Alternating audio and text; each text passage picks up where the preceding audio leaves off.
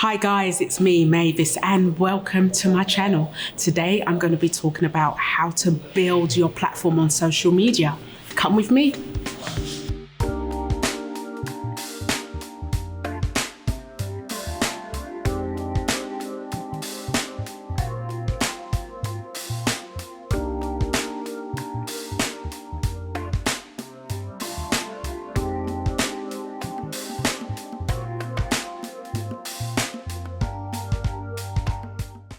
So today I understand that you really want to build your platform on social media to grow your business. And as I say, as always, take your business to a new level. So we have our co-host Chloe behind the scenes today, and she's got a number of questions to ask me in regards to growing your social media. Fire away, Chloe. So why is it so important for a business to have social media then? Why can't they just go without social media?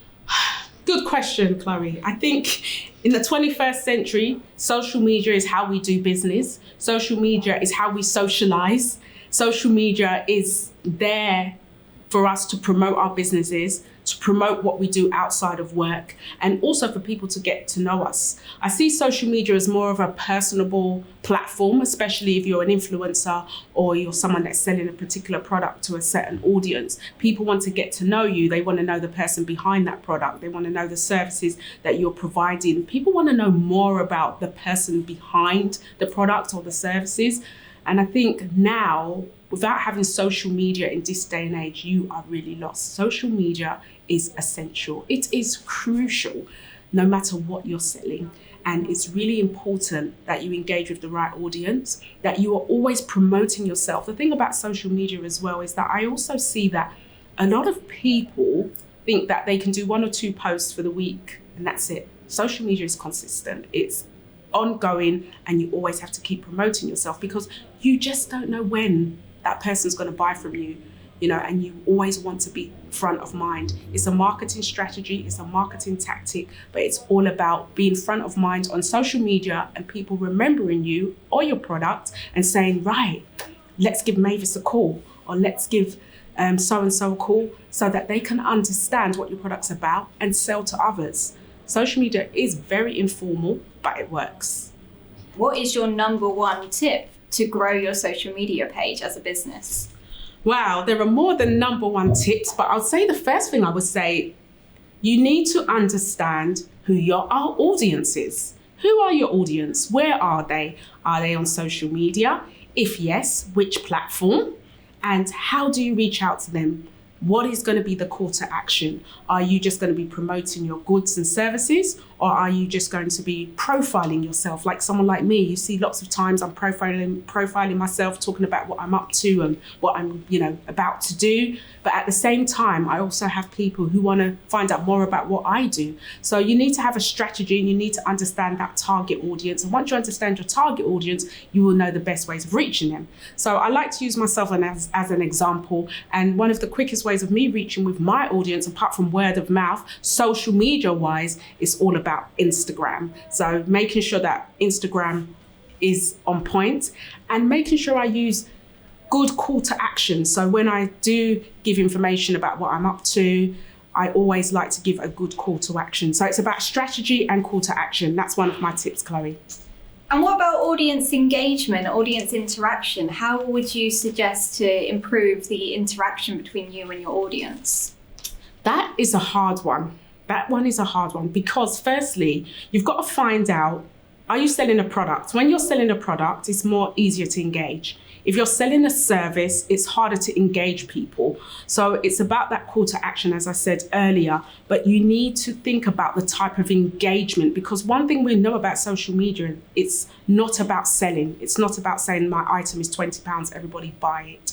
It's indirect selling. So it's promotion, it's getting people to know about your product, to know about your service, to know about you, to know about your team, and for them to understand what you have to offer. So once you're able to, for them to understand what you have to offer, your products, your services, then you can start working on engagement. And engagement, again, varies.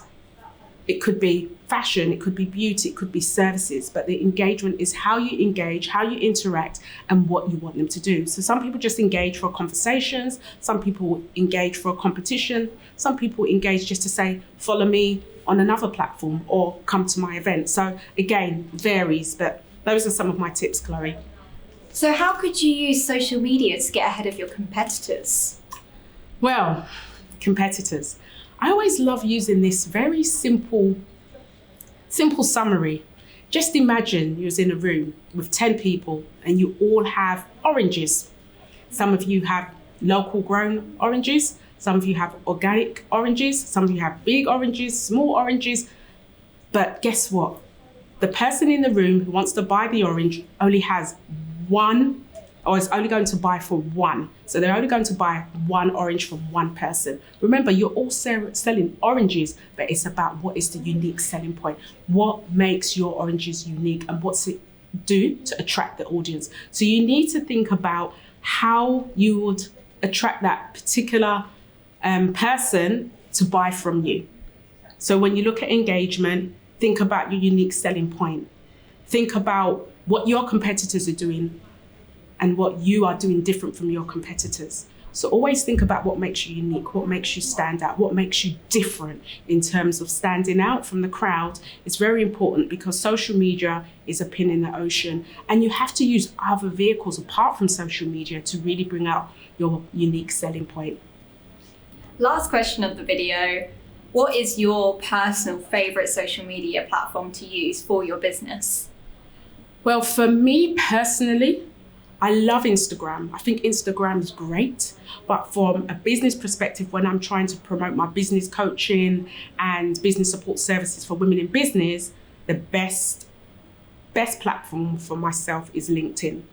LinkedIn has all my information on there, it has my profile, you can see my CV, what I've been up to, and it also helps to build your reputation because people want to know what you've done in the past. You know, if they're spending their money with you, they want to know, what you've done, and they want to see it as well. So I think with LinkedIn, it's more businessy and it's more business-like.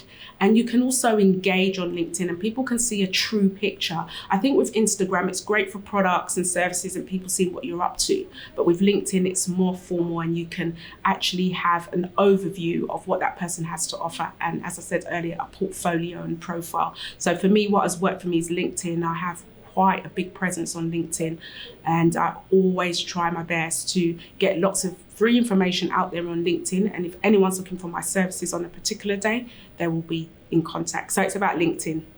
Thank you so much for answering my questions. Thank you.